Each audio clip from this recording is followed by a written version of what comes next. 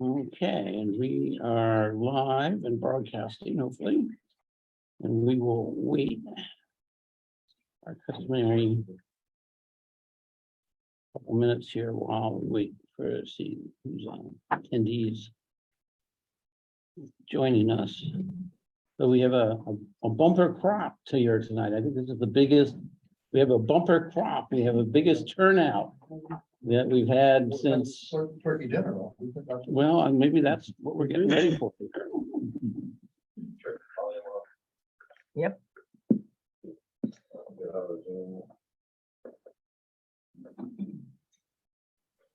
I don't know why all of a sudden I thought when I downloaded the address again that it would, and when I downloaded the program again, that it would stop saying I had the wrong address, but it's still saying that. Maybe you all want to email Ed another invite here. And you might want to put yourself on mute for a moment here. Ed had trouble getting on with his iPad, so he's going to his computer. It'll Okay. take another 6 seconds.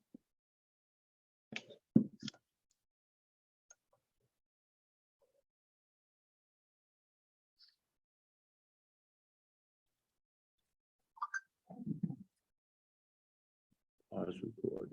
17th. All right, start over again. Okay, I think I'll go ahead and call the November 17th, 2022 monthly regular meeting of the Needham Housing Authority Board of Commissioners and the High Rock Homes Board. And I will call the roll. Eleanor Evans. Eleanor Evans, present. Ed Scheidler. Ed Scheidler present. Lee Kirk. Penny Kirk, present. Dennis Bennett. And you're on mute, but I can read your lips. Janice Bennett is present. Janice Bennett is present. Sorry. Reg Foster is present. So I just wanted to let everybody know this meeting is being recorded and is a hybrid meeting with both board members, both remote and present here tonight. And so we will be doing all our voting by roll call, and we are meeting under Governor Baker's emergency order of a couple, 3 years ago that is still active through March 23rd, 2023, that allows us to conduct public meetings in this fashion. And I also note for the record that the notice of this meeting was posted with the clerk of the town of Needham on November 10th, 2022. And so we're ready to go.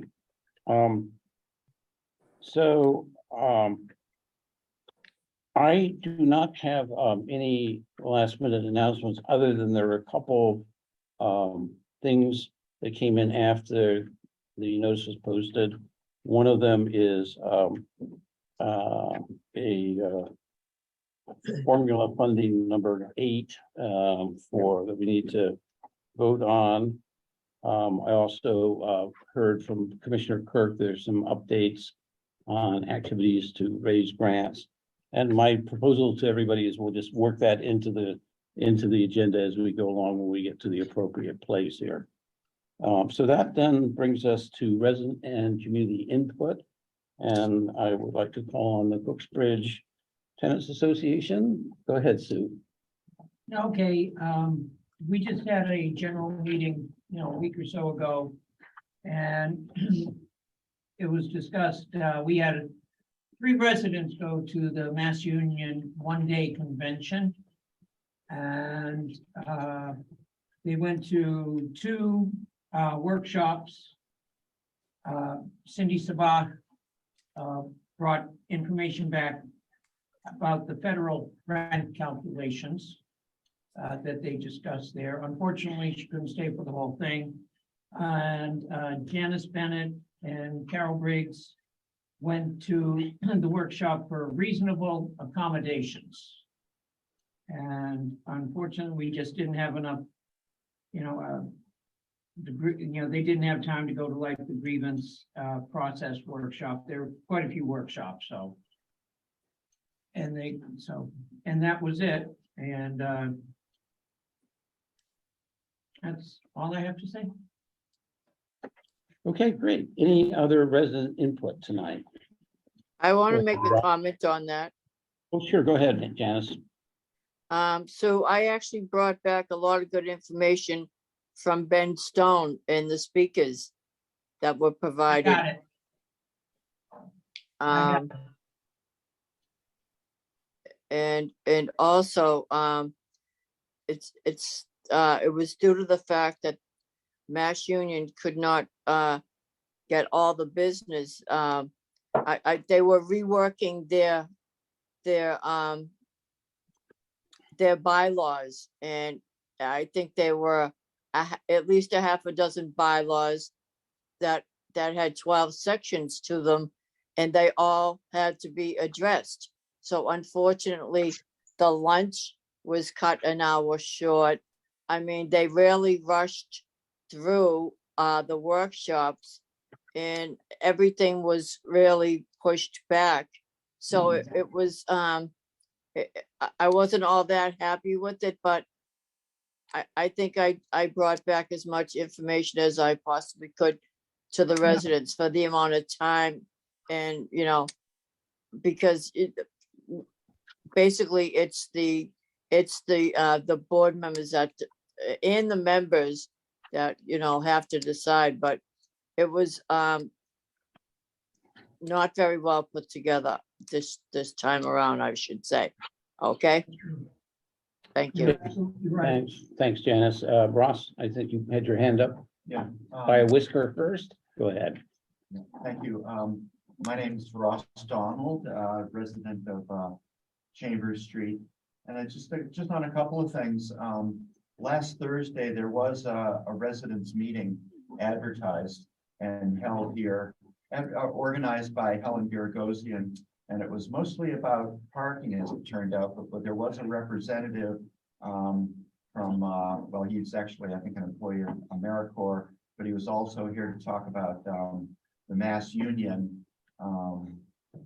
And his name was Ken McPherson, and he was very energizing, I thought, for the group here. So the issue there is to get an LTO started here. So we expect to have the updated information. I was at a conference, 5 or so years ago, and I think things have been updated since then. So we expect to get some help from Jack Cooper, who's retiring in a month. So we're going to get him before he leaves. But in his retirement, he might be available to do some special work for us. Do you think he's interested in the town? So we'll do that over the next couple of months.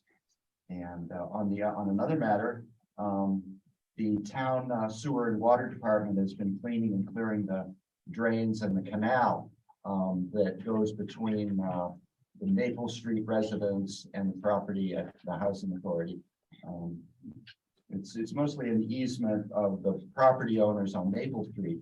And I think this effort was instigated because the summer before last, there was some flooding on Linden Street between Sylvan and Oak Street. And we weren't affected because we don't have any basements. But the people on Maple Street were impacted, and they prevailed upon the town to do this clearing work. And I think they should look at the kind of landscaping that we're doing here as being exactly opposite to what the maintenance people are doing from sewer and water. They're clearing the drains, and we're blowing all the organic matter into the drains. So this is something that the Conservation Commission has complained about that the property owners are doing with this area. And I think the Housing Authority really needs to look at its practices in these regards so that they don't continue to create and contribute to that particular problem. So that's it. Thank you. Okay, thank you so much. Appreciate it. Yes, Did you want My to? name's Rachel. Yeah. Because otherwise I wouldn't have known you were talking about me. So my two questions right now are, in reference to your first little section there about the bylaws or whatever. I heard you talk about, Governor Baker and, that he has allowed us to continue the hybrid, schedule. And my question regarding that topic is, once his tenure is over, does that mean that that decision will go forward, or does that stop and the next governor have to create a new law or sign to have it go forward or whatever? That's my first question. And then my second question, so that you have all the information you need to answer my questions, all in one swoop, is, are there gonna be any votes today concerning any matter in this meeting? Thank you. Well, the second question first, yes, there'll be several votes as we go along on the various things that are on the agenda. And to your first question, I'm not an expert. But we can look into it and confirm what I'm about to say, which is my understanding is that Governor Baker's executive order will continue in effect past the time when he retires and Governor Healy takes over and continues it to that March timeframe.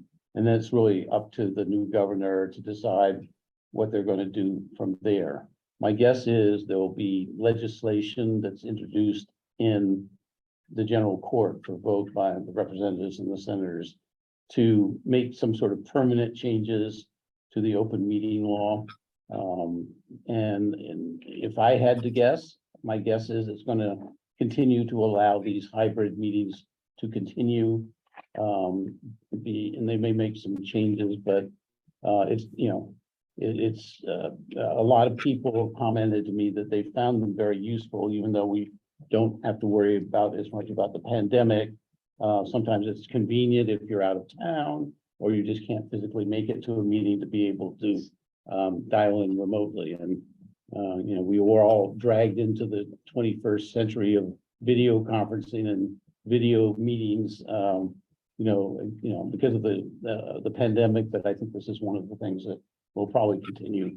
Yeah. It was already in the pipeline because Zoom was already there. Yep. Yep. But now we're all experts, right? I guess, quote unquote. I guess I just jinxed our meeting tonight. Some We'll more than others. probably some more than others, but you know, it's just another way of making it easier for the public, in our case, our residents to attend the meetings if they can't physically be present. And you know, we can continue to switch back and forth between Seabeds and Cook and Linden Chambers, and those people at Linden Chambers, at Seabeds and Cook who don't want to drive all the way down here or get hitch a ride, it makes it easier for them. So Can I have another? one comment, 1 minute. Yeah, go ahead, Eleanor. Yeah, so just one clarification about that. So actually, we're actually not operating under the governor's order anymore. The legislature passed a law that permits us to meet remotely, and that law currently goes through March 31st, 2023. So it doesn't have anything really to do with the governor anymore. And as you indicated, Reg, you know, the legislature may revisit between now and then, you know, whether, well, probably it wouldn't be until January when they start their new session, but you know, whether to make permanent changes to the open meetings law to permit some form of remote participation in meetings.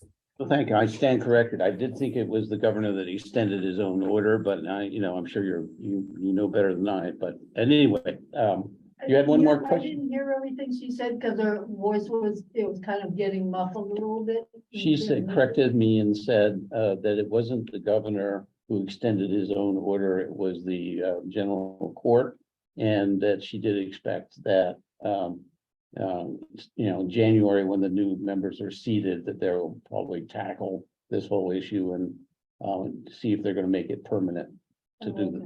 these hybrid meetings. Did you say you had another question? Yeah, just Rachel? to follow up, is the things that are gonna be voted on, you said was part of the agenda. I didn't get an agenda.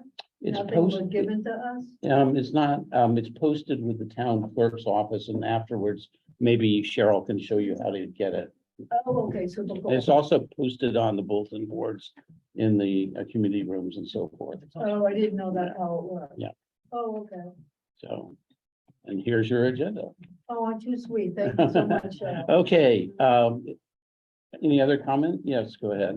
But first question is, when you mentioned there will be voting tonight, is there going to be voting on the proposed bird feeder policy tonight? No. I don't think so. No, I hope to report on our meeting. But I hope to report to the board on our meeting that we had. On our meeting that we had, the group meeting, Right, I will report to the board on that. okay. That's where we are. So is it possible that, that there might be some, discussion or now about possible revision of that, proposal? In the agenda in about 10 minutes, I I mean, think. I'll be able Yeah. to speak later on? Yeah, it'll be That- later, right? That's kind of what I All wanted to right, know. great. Yeah, it probably makes more sense in the context of, Last time, I think I was talking at the wrong time. I just want Right. to make sure I'll be able to. Yep. Able to say what I want. and if I forget, I'm sure you'll remind, if I forget to call on you, please let me know. Okay, great. I'll tap you on the shoulder. All right, whatever. Okay, I think that's it for resident and community input. So we'll go to agenda item number A, which is our usual agenda item to approve the bill schedule and check warrant for all the payments that we need to make. And so we have before us the Needham Housing Authority bill schedule and check warrant totaling $395,363.06. And I'm going to ask any of the commissioners have any questions for Steve or Cheryl on the warrant that's in our packet tonight. Anybody? Yes, Penny, go ahead. You're on mute though. I have a question on page 8, the first 2 items. I think that's the breakdown of the expenses. They're just very large amount and they both say legal, and I'd like to know what it's about. Captain Robert Cook and Linden Street. What's it totaling that one there? Totaling $7,062.38. That one, right? Yes. So that was a legal bill from our attorney, Driscoll and Associates, and it was a compilation of different actions that have been taken, different court actions. I have the list. What things like So it eviction? would refer to residents in the federal house.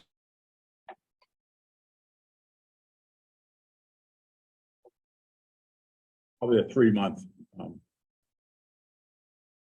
I'm sorry? So this is the Driscolls and this is things like evictions and that sort of thing?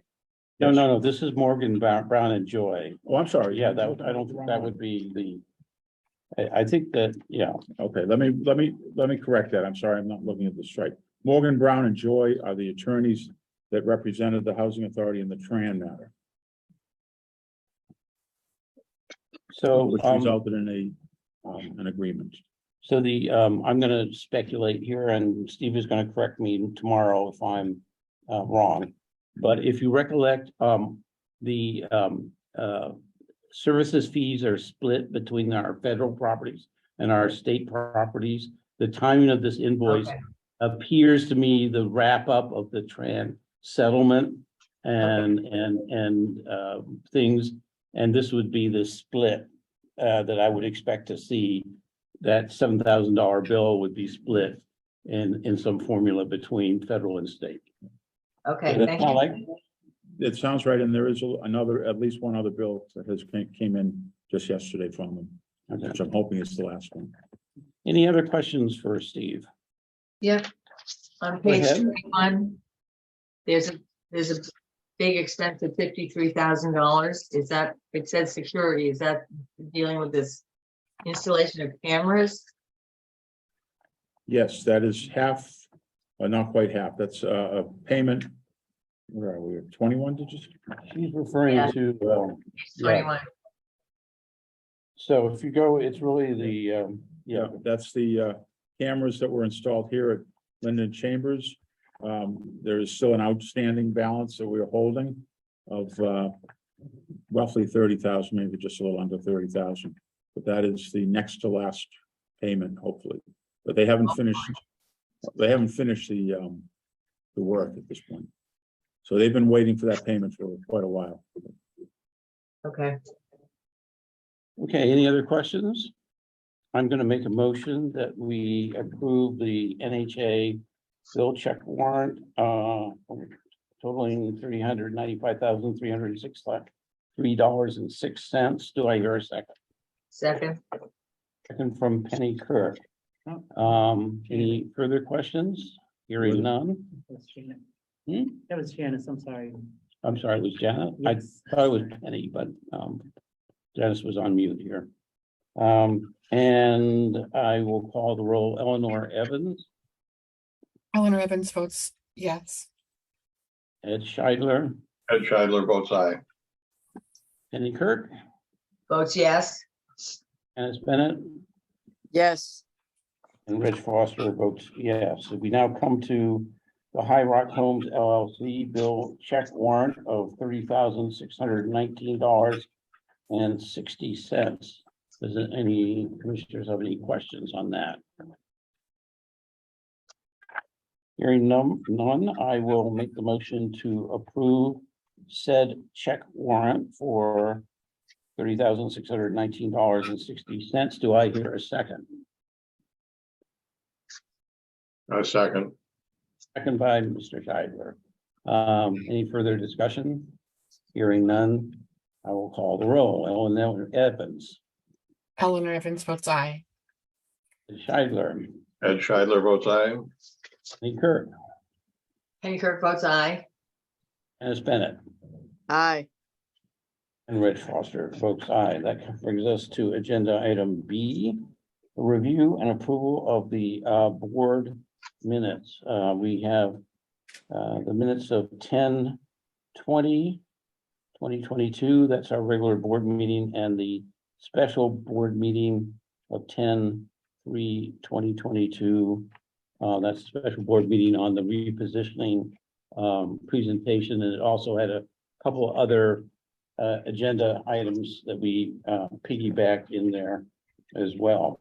So let's take the 10/20/2022 minutes first. Does anybody have any comment? Those are start on page 29 of your packet. Any questions or comments or typos?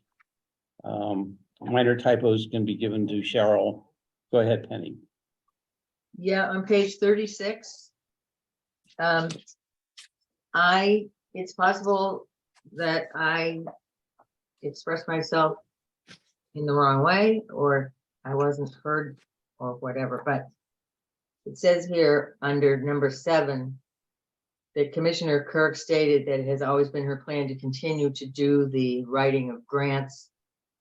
What I was really saying and what my intention is, no one was writing any grants because we didn't have a service coordinator and there were these opportunities coming up. So I put it upon myself to write a grant to the local cultural council. And then I learned of this bigger grant that I'm in the process of putting together. And I intend to see that to completion. But then at that point, I intend to turn that over to Lori, that because it's part of her job description. I'd be glad to help her get started on it. But I was not planning to do it for the rest of my term. Great. So can we rely on Cheryl to reduce that to a sentence or so? Yeah. it sort of would say, Sorry, Benny. it's Commissioner Kirk stated that she will fill in temporarily to help write grants until our new resident services coordinator can take over and do it as part of her ongoing job responsibilities, something like that. Does that sound right, Penny? Okay, great. Any other comments on the minutes there? I have one just for the record, one on page 29, the very first page. DHCD was says covers 2/5.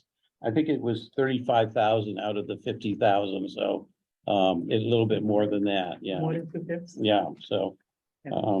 and then one other, and I do this just because this is our official record of the meeting. There's a minor typo that I'll give you, Cheryl, on page 34 about the amount of the third paragraph, 1.25 million.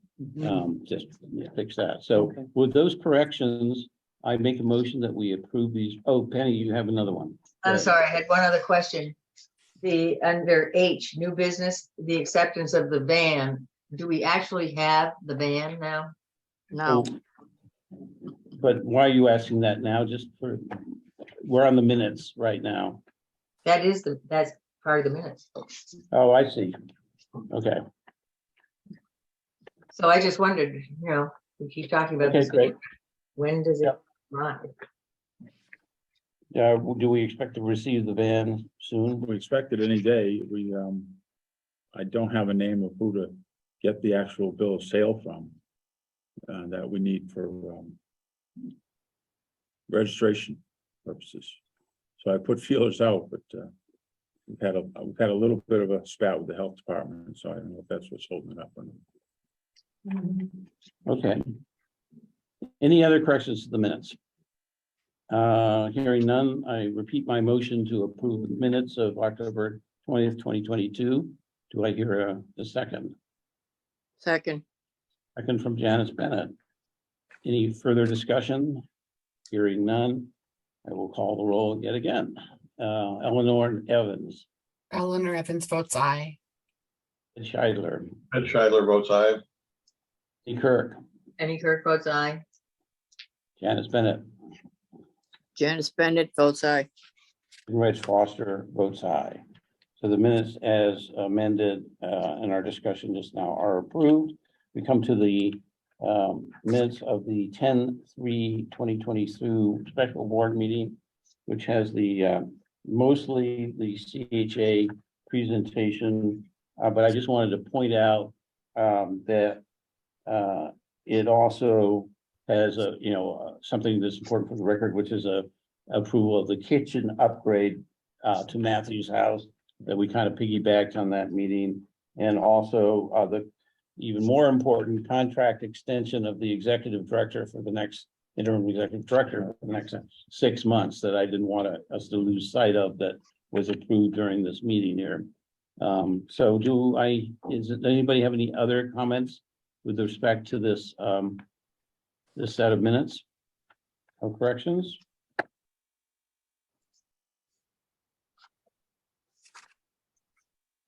Hearing none, I'm gonna just give you something that you can put in up front on this minutes where, just so that, if we ever have to go back in the record and say, where the heck did we approve Steve's contract extension or this kitchen, renovation, that we know about that. So I'll just give you this, if that's okay with the board, just another sentence in the chairman's opening remarks here. And I will make a motion to approve these minutes. Do I hear a second? Second, Any further discussion? Hearing none, I will call the vote again. Eleanor Evans, Eleanor Evans votes aye. Ed Scheidler, Ed Scheidler votes aye. Penny Penny Kirk, Kirk votes aye. Janice Bennett, Janice Bennett votes aye. and Rich Foster votes aye. As everybody can tell, one of the recommendations I'm going to make to the general court is that we don't have to do roll call vote necessarily if you have remote commissioners here. Who knows whether it will go anywhere. Okay, we do not have the executive session minutes yet. They're sort of overtaken by events, but we will get to those here. So I'm now on agenda item C, which is the executive director's report. Starting with the financials as of September 30th, the quarter. We're in pretty good shape. We have, our income is up. We have had some extraordinary expenses, particularly in the apartment turnover, as we've reported before.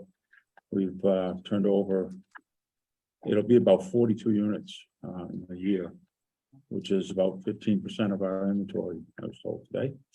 And didn't do the math, that's why, don't quote me on the math, but I think that's right. But the income being up helps. We have had to dip into some of the extraordinary costs, which may delay the purchase of a dump truck, which we do badly need. But right at the moment, if we were to go and purchase that, it would put us below the reserve threshold that DHCD likes, because we are waiting for reimbursement from DHCD on the lawsuit payout. Once we get that, that would put us in a good spot. I met with the accountants today, because they were in today for the end of October. So we had a meeting on that. But otherwise, I don't think there's anything out of the ordinary that we need to be too concerned with. We have had to remove some trees at Great Plain Avenue that were in danger of falling, losing limbs, and Gary had brought in a tree removal program, a company to do that. And we're also looking at some other dangerous trees that are around. And I think you'll hear one proposal a little bit later about the seabeds. We'll talk about that.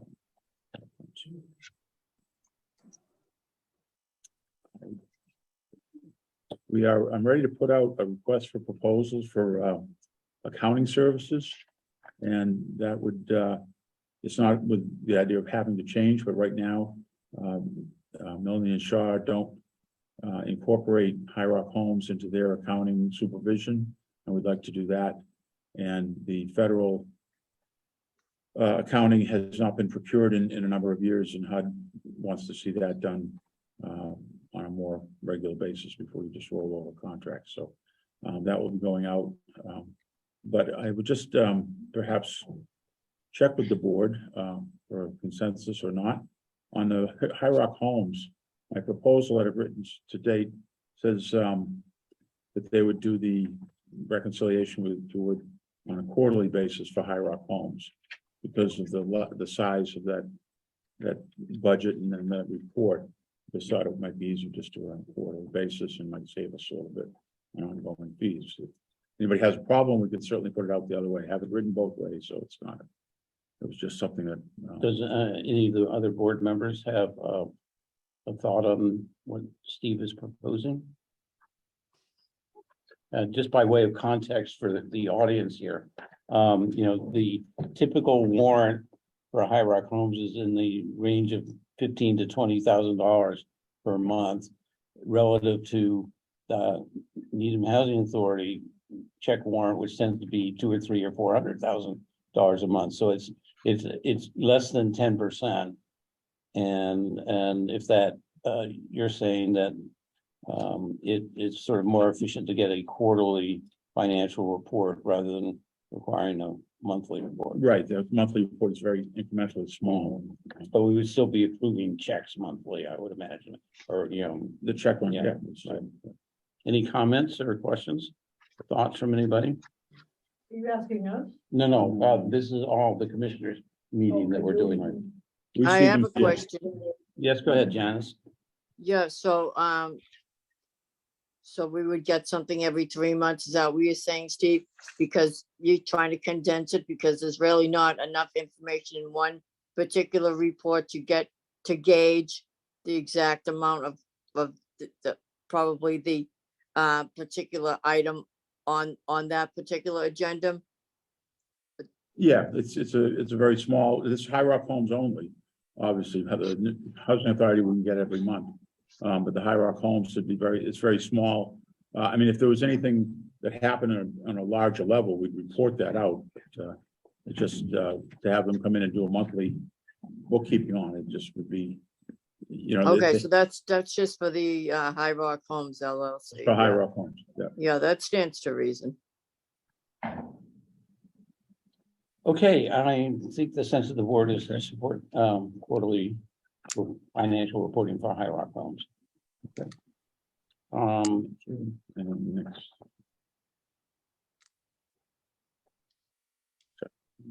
Are we voting on that? No? No, he was asking for No. a sense of the board. So the quarterly financial report is also included, follows the monthly.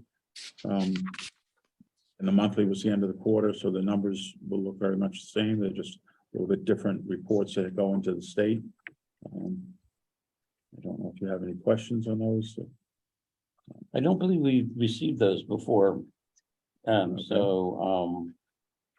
Is there anything you would like to call to our attention about them? Nothing at this point. I've always supplied them to the board, so I'm gonna have to go over them myself and see if there's anything new that we can talk about. But yeah, you should receive them. But it's more a little different detail, but the numbers all shake out to be the same at the end of the day.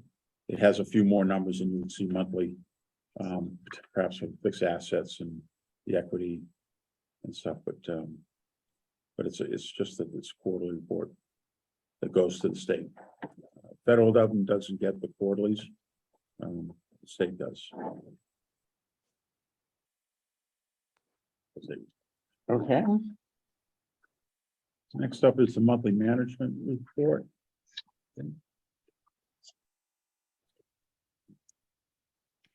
Starts on page 67, I think. Yeah. Yeah. Good stuff. The biggest number that pops out is the on the top on the occupancy is, we start out a year ago, September with 28, went to 30 in October. And right at the end of October came by, we had 3 vacants. It's an incredible effort by both Nada and her staff and Gary and his staff. And it has taken up a lot of resources, as I said earlier with the budget. We had to buy a lot additional materials over the year. But we are in a good spot right now, and hopefully everybody stays healthy and in place, and we can make some hay here with a more consistent vacancy rate. Well, that's great. Good. Steve. The work orders that are written each month are finished at the end of the month. For the most part, we had a few earlier in the year, but really for the most part, they are completed at the end of the month, which is great, but it's not always it's not the most important thing if you have to keep one open for a few days, but it is good to see that. It means that we are able now to return to finishing work orders and fixing the routine things that come up. The rents charged and received is the next page. This is the total for all public housing for the month and the rent collected. And the following pages show a little bit of detail on where there are issues with rent collections. And we don't have a horrible problem, but we do have some that are a little late or for some other reason aren't being paid on time.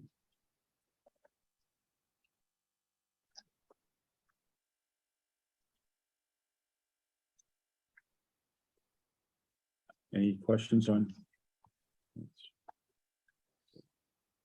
From the manager report, any questions on the manager report from the board? Or shall we move on? Why don't we move on? Okay. Yeah, I have a question.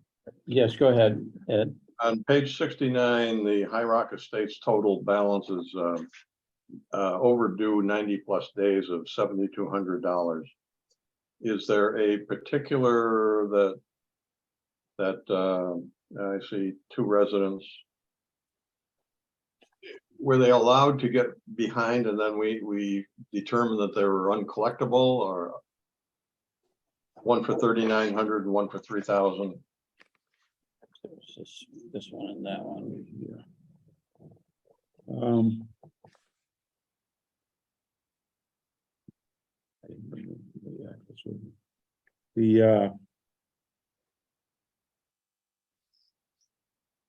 The bottom one for the 3004 is a resident that has been historically an issue, and I know Nate is working with a couple of different service agencies to help get that taken care of, and it looks like that's the way we're moving.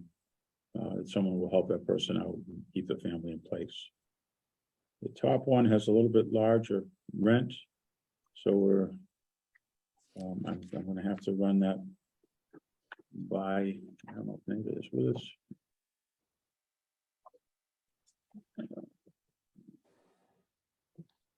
I guess my question is at $437 a month to accumulate $3,900 in past due would kind of indicate that we let it go for 8 or 9 months. And how long does it take us to react to do corrective action? Well, the one caveat here is because I have to look at the age. So that the 3,900 is 90 days plus. So we're backing into COVID territory there, when there was when you couldn't evict or start an eviction process. So I don't know, is Nate, are you with us? Steve, I'm here. Can you hear me? Yes, I can. Yeah. Okay. So basically the top person, the one with 3,900, she was entered into court back in August, September, and the case got continued. Then we finally just ended up doing an agreement 2 weeks ago. So that amount will be erased by next month. Was that person unable to find productive employment during the pandemic or the Correct. And they ended up getting some assistance with the payment. And then the one that's on the bottom, the $3,004. Yep. The court case was held today. It's been continued probably 4 times. She is also trying to get financial assistance, and it has not been approved yet.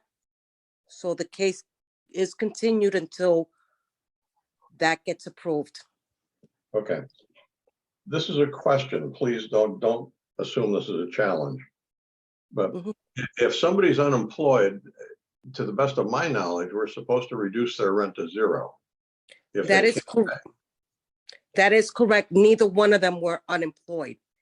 They were receiving benefits. Okay. And they were working.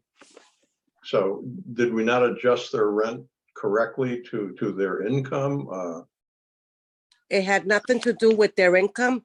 It had to do with them failing to pay their rent.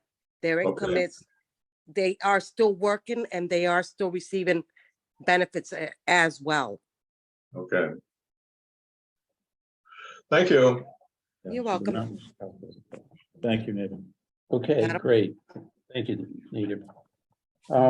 Any other questions on the management report for Steve? Otherwise, why don't you go on to the rest of your agenda items here. See. So the next item is the bird feeder policy that we brought up at the last meeting. And since that meeting, we had a resident meeting at Seabed's Way, which is where the major emphasis was, although not the only emphasis, but it was the major. And it was a very, well, I consider it a very good meeting. And came up with a potential solution to that issue, which will entail removing a tree that is there, that is a crabapple tree that not only attracts the turkeys and the like, but also I'm told at this meeting, this again, this is the residents of the neighborhood, that it is a trip and fall hazard because they slip on the crab apples and that it was suggested that we remove it. And so that is where the bird feeder in question hangs.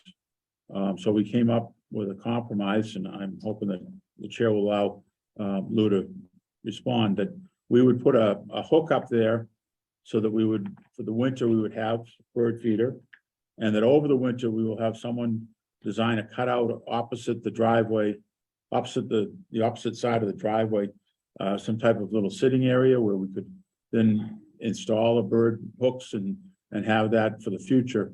And that would also tell us what the what's really attracting the birds to the front window, because there are some great songbirds that show up there, and then there are other black and starlings and pigeons and the turkeys, of course. We have our neighborhood turkeys. So my proposal would be that we make that an agreement that we take that tree down. We'll put up something else in the spring that wouldn't be as fruit bearing.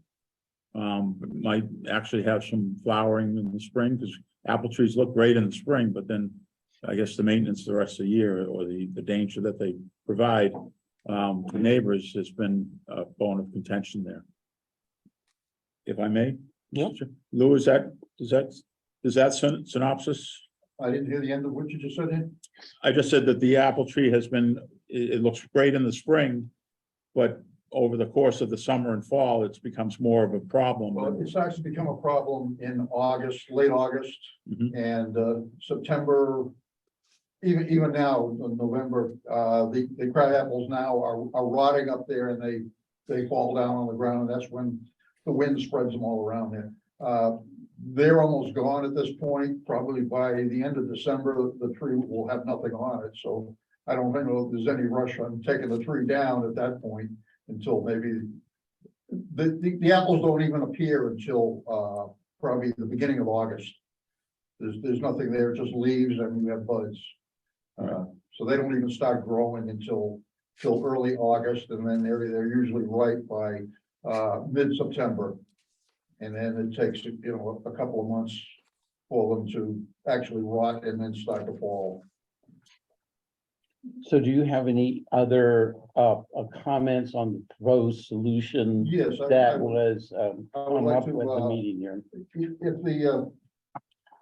has all the board seen what your proposal is, that they have a copy of that? No, we No, don't. we're They just don't, talking about it. okay. We're not Discussion. reviewing the policy, right? We're not reviewing the You're not policy. reviewing the policy. No, We're just receiving an update report from Steve here. Okay. about No, the solution that we talked about. So I'm sorry? about the solution that we talked about. That we Right. talked about at the meeting, that Well, the one thing that I was gonna bring up, on the policy that's proposed is that there would be no bird feeder available for 4 months. June, July, August, September, which are prime months for, bird watchers. And that's, for me to have to live through 4 months of not being able to have my birds around. It's devastating, really. I wanted to enter in my behalf a letter from my doctor and an explanation to the board.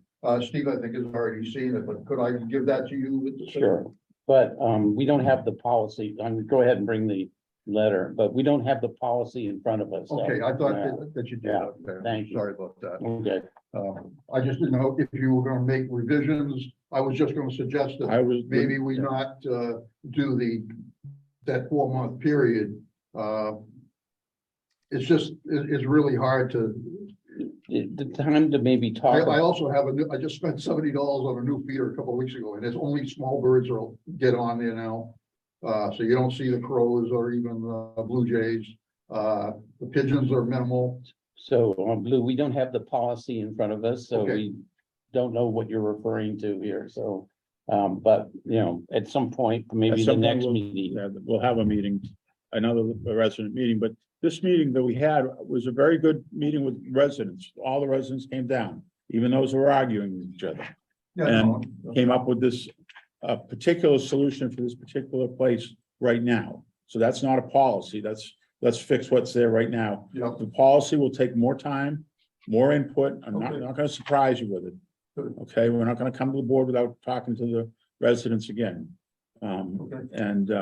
But we can take the other action that would then also identify, you know, the tree attracts more of the larger birds to sit in it. yeah. I that's think why that was they're what was not- They're told. not around anymore because of this new freedom. Well, but It they also, has a mechanism on it that even squirrels are So hitting. may I birds. suggest, Yeah. both of you, we don't have this on the agenda, so, it's out of context here the other. to both of you here. Just And, wanna make sure. but I do have your letter. I'm not gonna read it now, but I will circulate it to the other members of the board, okay? Thank you. Great. Onward. So the other item that we faced was, we had a parking meeting here at Linden Chambers. And took a lot of input and concerns about parking spaces and how many we have and how many apartments we have and the difference between the two numbers, which don't favor the parking spaces because we have fewer parking spaces than we do apartments, which makes assigning parking really a battleground. We do have a number of folks who do have assigned spaces and a good number that don't. At some point in the last few years, the practice was stopped, but there are still existing. So we've come up with a proposal to first of all, one of the things we want to do is issue all new parking stickers for the area so that we have a mixture of stickers right now. This will clean it all up. We'll get everybody on board so we know who does have stickers by right and who lives here. We will mark spaces that are currently assigned to folks with a marking system.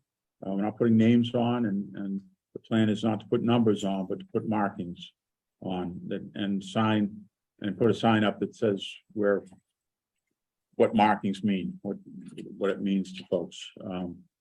We had the meeting went from cool to warm to hot to back to cool, as you can imagine. And I think we had again, I think it was a productive meeting. We had, I'm not sure if Nada was with us, but Blair was with us. Cheryl, were you there? No, You missed Laura that. You were was there. training. But we did have I think a productive meeting and was that I know they had another one. Helen had brought one in last week with the Mass Union. As was reported out earlier. So it's a work in progress to try to get a fair and equitable parking situation. And one of the gentlemen got up and says, well, why don't we just, when you move in, you get a parking space, which went right back to the problem that would be great, except I'm short I think about 70 parking spaces. So that doesn't quite work. Does anybody have any questions on that, commissioners? I just have, want- go ahead, Janice. I was just gonna say, hopefully we'll get better after after they knock it down and build it back up. I will That's- say that is one thing that will be looked at by the new designer team. That's But we way too still have- much of a shortage of parking for elderly. Wow. But we do, it is a challenge on this site, so, may I ask, of the 152 or 150, I guess, occupied units, how many tenants or how many households, let me call it that way, how many actually have cars? I would have to put that in about half at this point. So, So about 80, roughly 80 mhm, at this point. okay, and how many parking spaces do we have? We have, I want to say 52 here and somewhere near 40 on the other side. Mhm. And we are taking advantage. There are some folks at the Oak Street end of our property that park across the street in the public spaces on, the side street there. Mhm. So we do get a little relief from that. Right. It's a It's a challenge. challenge. Well, to your question, Janice, it'll be a total requirement for us to figure out how that's going to work. Yeah, well, I hope if I'm still on the development. board at that time, yeah, that's definitely gonna be an issue It'll be with me next for year. elderly. Yeah. If you're on the board next year, that's when I it'll be guess I'll be tackled. here. Yeah, okay, great. Plus Thank you. adequate handicap spots, Beg your pardon? plus adequate handicap spots. Of course, yeah. Yeah, and what I found in the past, Penny, was there's a lot of folks that live in our senior housing that can get handicap placards. But what they really want is to be close to their apartment.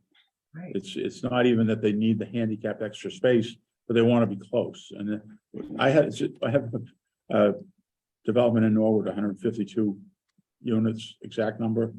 And we had about 80 parking spaces when I got there. We added, I think, about 50 by taking a common area and putting in spaces.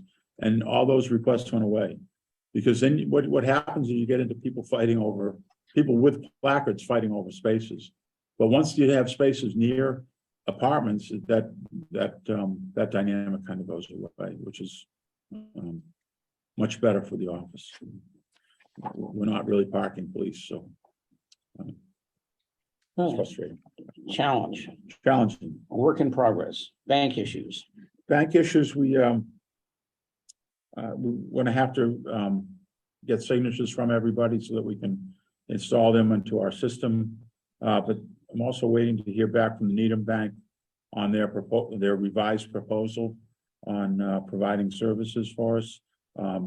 I think I've mentioned last one, TD Bank had updated theirs, and Needham Bank is updating theirs now, so we can compare apples to apples. I think we had a meeting with the Needham Bank on other issues, and I think that's later in the channel. Yeah. So that's still in process. The other thing that, if I could, under other issues. Yeah, let's do the formula funding. Go ahead. Yeah, I have And a letter from DHCD. This is a contract. And this is for the formula funding for fiscal year 2025. And they are awarding us, and they have announced this earlier, $253,079. And that $9,400 of that is for a compliance reserve award for 6672 asbestos containing flooring mitigation, and then the formula funding award, which is part of the annual plan. So this is money that is programmed out to the fiscal year 2025. But what we have to do as a board, we have to sign the contract, which is an extension of the contract for financial assistance, 5001. It's an extension, so it's amendment number 8. So you've been seeing this contract every year, and every year when they award the formula funding, you have to sign an amendment to it. So that's what we are looking to do today. This came out literally Monday. It's November 15th. It was dated, but we didn't get it till Monday.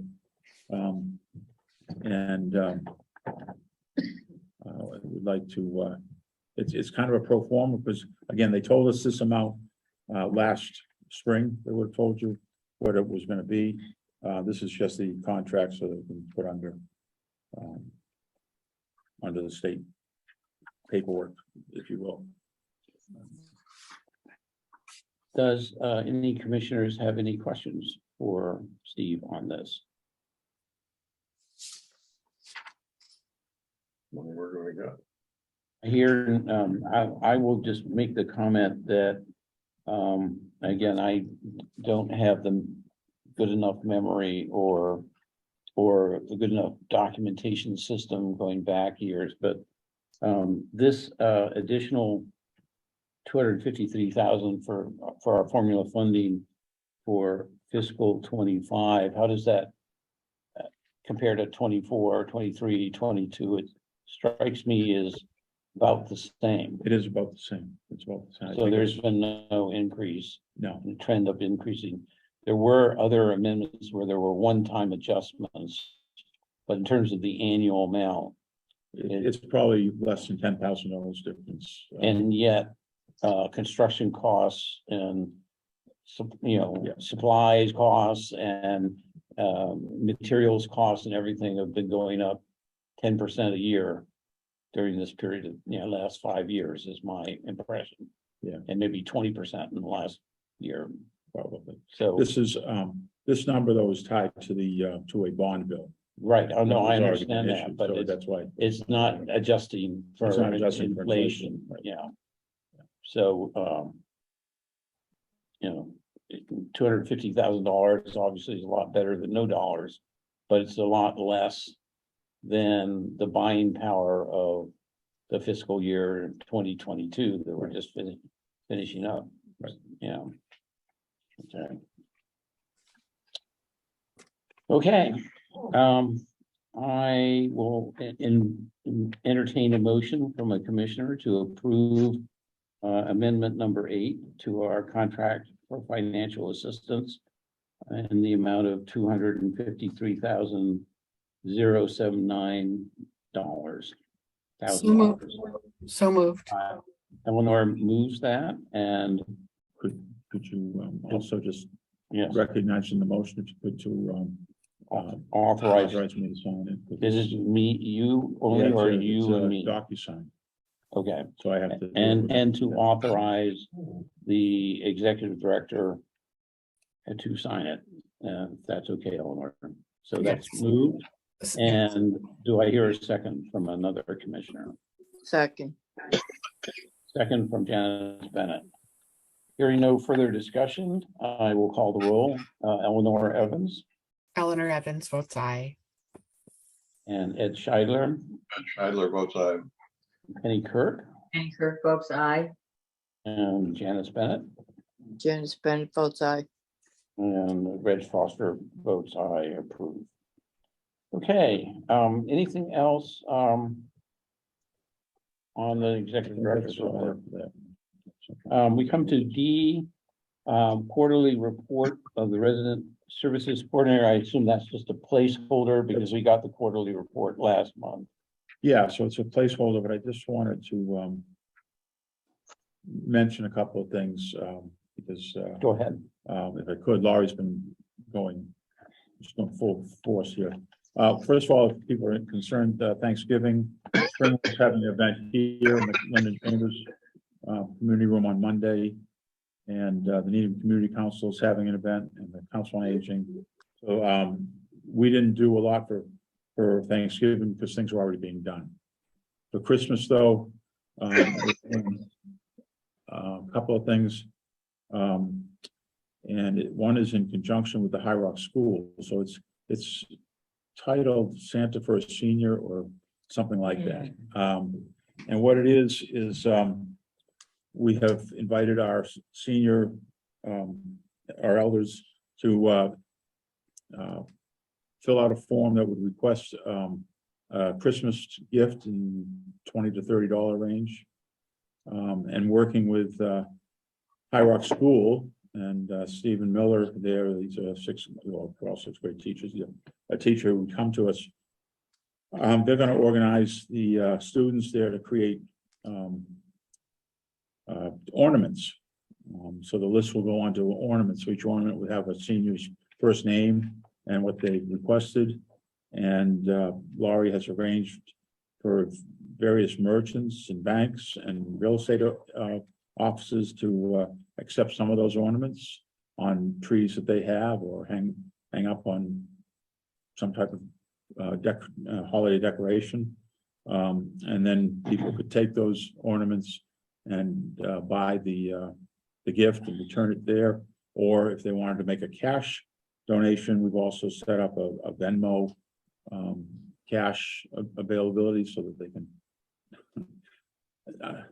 can take a picture of, they can QR code. the QR code, they can flash the camera, the QR code, and the Venmo comes up, and if you have a Venmo, you can then automatically just send money. Hmm. So it works because I was the first one to do it yesterday in the office, but through the magic. So and that will allow us to purchase gifts or what many people have asked. Literally, the notice has been out less than 2 days, and we have almost 20 returns, mostly gift cards for grocery stores or things like that. So the gifts that do come in will be picked up in December, and there'll be a wrapping event at the center at the Heights, where what it has done in the past. What Laurie's done in the past is that's where seniors wrap the gifts for other seniors. The Needham Cable Channel has agreed to come and do a story on it, so it's really it'll be a nice warm Christmas story, if you will, holiday story.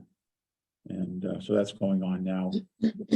And Cheryl can talk a little bit, if you would, on the Santa visit too. Yes, so there's a gentleman in town, his name is Gary, and he's piggybacked on the Needham Women's Club, who's done a Santa visit program to families that would like to have their children, would like to have Santa visit their children, and also to families that Santa will bring gifts to. So we have identified about 10 families who we will connect with Gary on connecting the families to his program. And Santa, he will organize the Santa volunteers, and they will go out to these homes of families ages 2 to 9 and deliver gifts on Christmas Eve. So it's a great program. He reached out to us. I think he and Deb Gambeau did it in the past. She would identify families in need and give that information to him. So it just warms my heart. I could have given it to Lori to take over, but I'm thrilled, about this volunteer effort. So it's Santa's, can't remember the exact name, but it used to be part of a women's club, a women's organization in Needham. So that's exciting. And we're doing other things. We're working on other ways to reach out to families And Commissioner Kirk sent an email today with an advice about approaching the Needham Fire Department, which we're going to look into tomorrow or potentially Tuesday. That was very appreciated, and something that for Toys for Tots, so we can make sure that our folks have the opportunity for a little bit of joy at the season. The other one, the Calmia Garden Club, is doing a not a wreath, but a bow decorating event. I think, is that here? I think that's here. I think it's here. I think it is. In early December. Yeah. And they just approached us this week on that. So there's a lot of, as I say, opportunities for folks to get involved and help out their neighbors, and also enjoy the season and make it more festive. So I'd like looking to add a forward to that. comment. Can I comment? Go ahead, yes, Janice. Yeah, well, Steve, I noticed for the Halloween party, you guys really went all out with the decorations, which was very nice. I hope they're going to be stored properly for future parties. But the thing I wanted to add is, if you're going to have like a little Christmas party for the kids, my suggestion is that the kids make their own decorations for the party, free party, and then take them home to their own houses at Christmas time. There's plenty of things, that I have a lot of good ideas for Christmas crafts, easy to make, and it's such a fun thing for the kids to do with themselves and to see, their own creations. Absolutely. And it's not just the kids either. Today we've purchased trees for each of the community rooms. What I've done in the past is invite the seniors to actually bring maybe 1 or 2 of their decorations down to put on the tree, one that maybe they don't get to use anymore because they don't have the room, and to share that with the rest of the community. And that's been really successful. They can also do crafts and make some as well, and, it can be another way to have some festivities. And before, Janice, before we let go, we have, there's a food pantry that Janice had received from a young man who had done this as a project. We have it here in the community room at Linden Chambers now.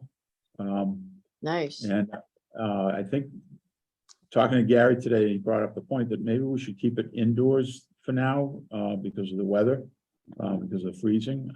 I don't know how that, how you feel about that, or if there was any instructions about that, but. Well, he's had it for, well, I've had it for, it came to me like 2-3 months ago. I just want to say that. And I did send the email about getting it in the ground before it froze. I mean, that was the woman's hope. I mean, her son built it over the summer. And now I feel kind of bad that it's not in, because she did point out about getting it in the ground before it froze. And now I feel bad it's not going to be there. No, we can get it down. We can get it up. I think the concern was, food, even, canned food freezing. It's not that we can't get it up. We can still get it up. What I'm asking is, if you think we should keep it indoors for the winter and then move it outdoors in the warmer weather where things can't freeze. We can get it in the ground. That's not that freezing no is, problem. that's a really good point. I haven't thought about that. I have to credit Gary with that one. He brought that up. Yeah.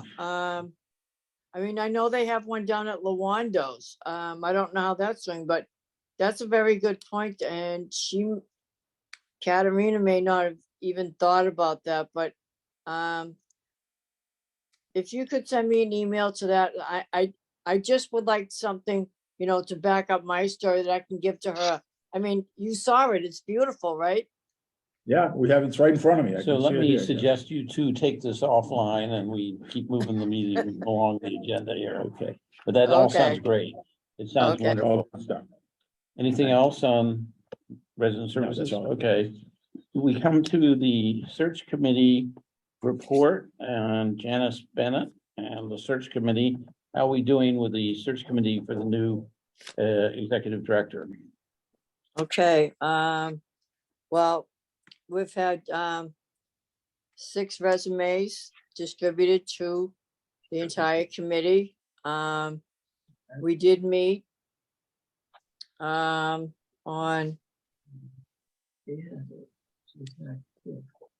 November 4th.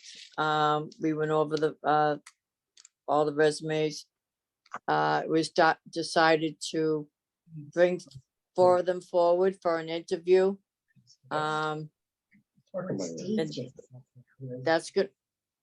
That's going to be happening, I believe, Monday, November 28th. Yeah, maybe you could put yourself on mute there.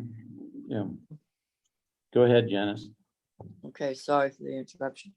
That meeting is going to happen on Monday, the 28th, after Thanksgiving, and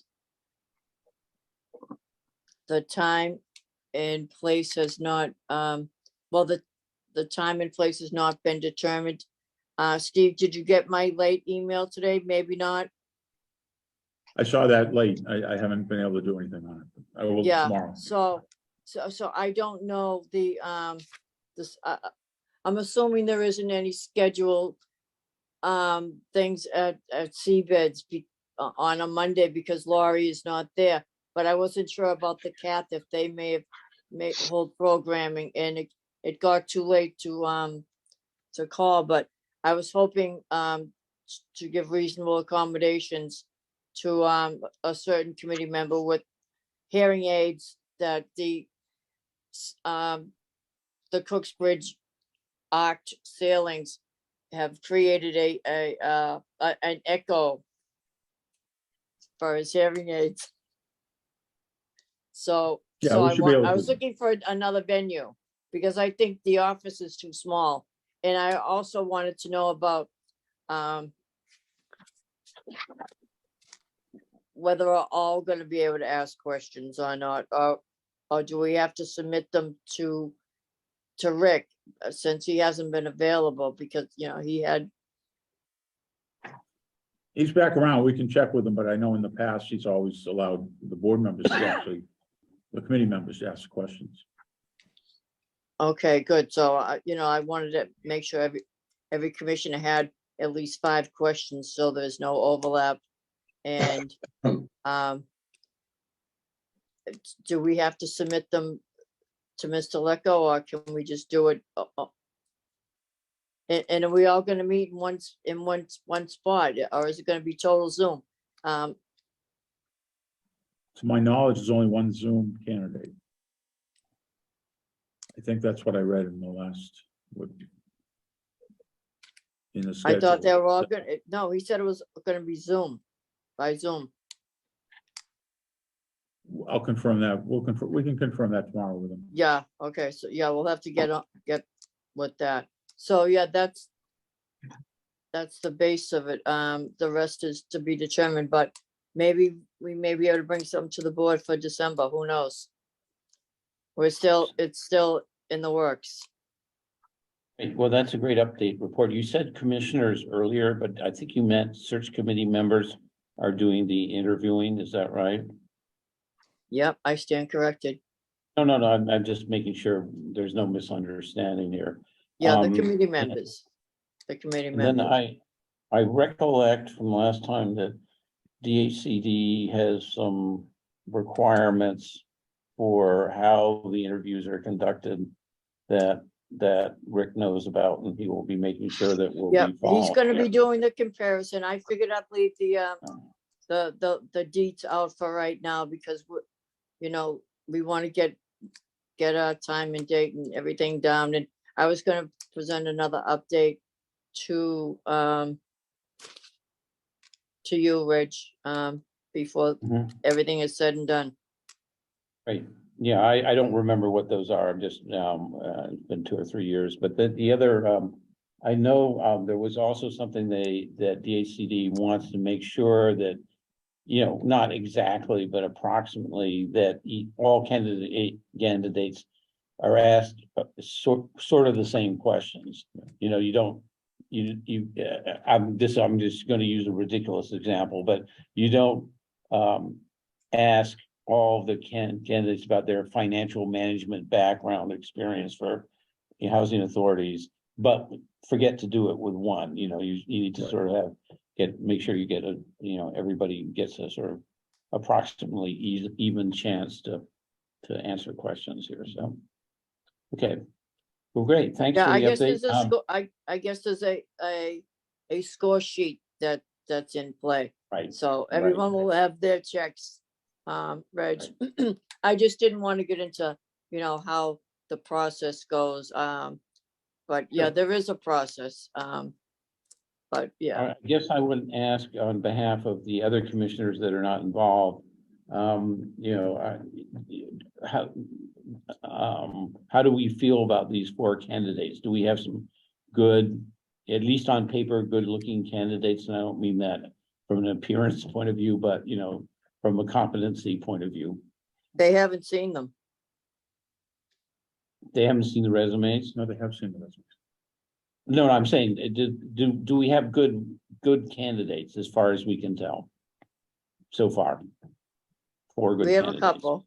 We have a couple that I like.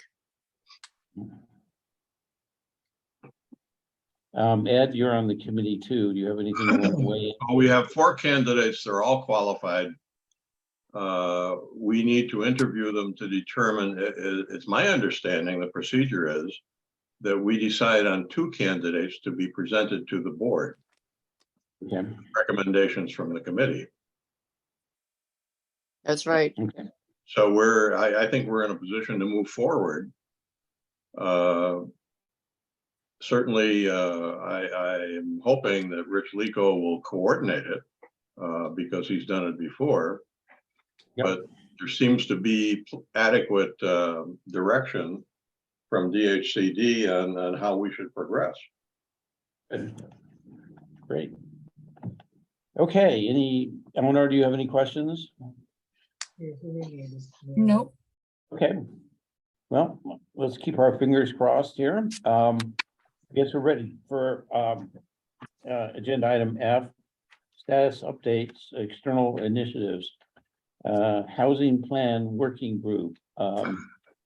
Ed, are you in a position to give an update? I think that you are much more involved than I am and are in a much better position to bring everybody up to date.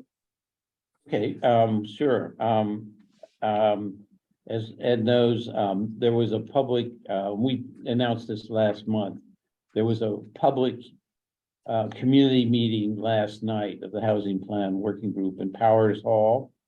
And that was to, give any and all members of the general public who haven't been involved in this an opportunity to comment on the draft plan, which is weighing in at around 175 to 200 pages here. And there was a presentation and a turnout and a lot of questions. I wasn't able to sat through a little bit of it, but not all of it. But I was told it happened both when I was just listening in as an attendee. And I was told actually earlier today by the staff person who's running this, Karen Sonnenberg, why do I blocking her last name? That the things we care about in particular fared fairly well. There was strong support for the preservation and redevelopment initiative by a number of speakers. There was strong support for allocating more of the annual CPA funding awards in the direction of community housing and affordable housing. So I think, we, the Needham Housing Authority, will be play a role in the plan, the go forward plan for the next few years when it comes to deeply affordable housing.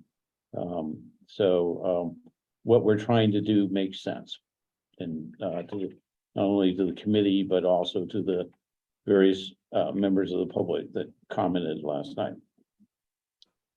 So that's where that's at. And I think their next, their plan is to have a meeting on December 8th, which Ed, I can't attend because I'll be traveling then. And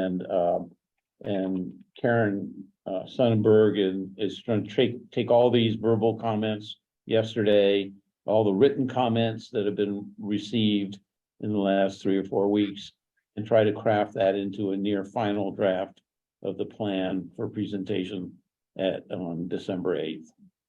So, any comments or questions on that from anybody? Okay, let's go to the PRI. Everybody, the last couple pages of the board packet has the Cambridge Housing Authority monthly report. Unfortunately, we thought we were going to be able to announce by tonight that the contract's been signed by the A&E design with the A&E designer firm, but it hasn't been yet because it's been sitting on some desk in DHCD waiting their final approval, even though there is no changes to the required DHCD contract other than just filling in the names of the winners and signing it. I guess they, to be more, neutral about that. There is the whole report that was crafted by the local selection committee justifying the award, and I guess they need to review that, make sure that nothing was overlooked. But it's very close is where things are at right now. And then a kickoff meeting will be scheduled, a few days or week or two after that contract signing. Looks like it's going to be sometime in December because November is basically over with Thanksgiving week being next week. So any questions about that or the Cambridge Housing Authority report before I go on to the fiscal year 24 CPA funding applications.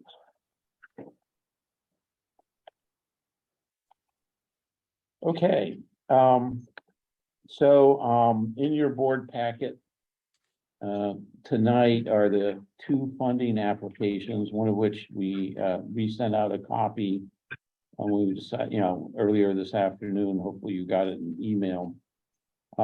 These have gone through, these are the draft number 4 of these applications.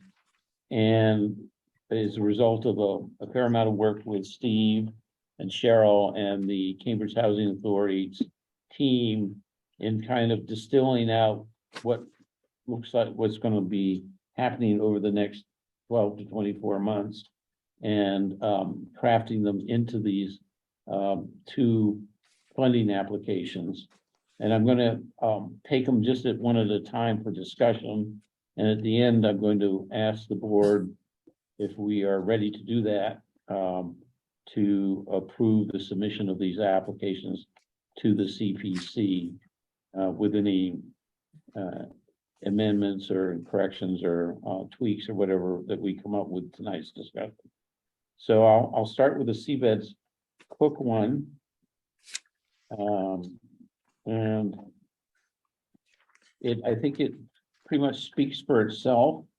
But I will just, and again, these are supposed to be in very summary form. They don't want more than 100 words of answer in each one of the 3 sections here, even though we kind of took some liberties with how many words there actually are there. Hopefully nobody's counting.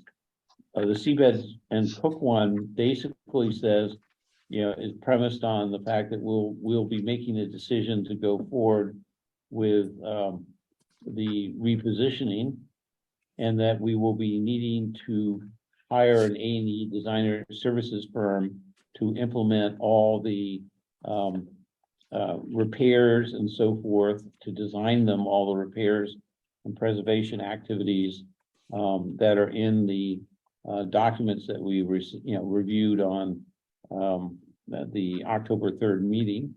And it's going to cost, on the estimated order of about $1 million just to do all that designing work, 1.134 million. And under the CPA funding regulations and guidance, not all of that can be funded through CPA funds because it doesn't qualify as preservation. Only a portion of it that deals essentially with building safety and the building envelope will qualify. And after going through all the calculations, bottom up, that turns out to be $240,000, or about a quarter of the overall designer services money that would have to be expended to fully design what would be implemented in a later construction phase for preserving, modernizing, and renovating the Seabeds and Cooks buildings. So we're asking the town to chip in $240,000 of the 1.1 million to help fund that phase of the Seabeds Cook modernization project. So any comments or questions from anybody on this? Hopefully it reads clearly to you folks, because you're kind of the test, the last test before it goes before the Community Preservation Committee for the December 1st deadline.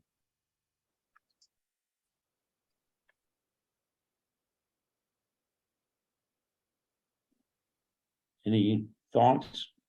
Does it look good? Yeah, looks good. Okay.